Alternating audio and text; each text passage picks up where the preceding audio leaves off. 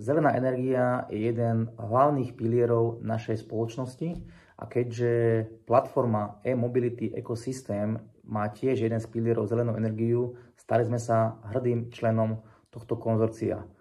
Vidíme najväčší prínos tohto konzorcia dostať sa bližšie ku klientovi, bližšie k spotrebiteľovi v oblasti informovanosti v e-mobilite, nakoľko vidíme, ten trh má rôzne názory, prečo áno, prečo nie. A ten prínos by mal byť hlavne v tomto, aby tí ľudia viac pochopili, o čom to je a aby mali záujem viac o e-mobilitu.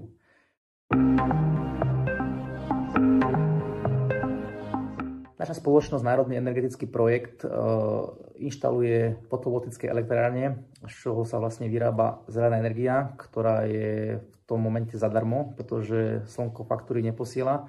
Na pomocu tejto energie sa tie elektromobily vedia nabíjať.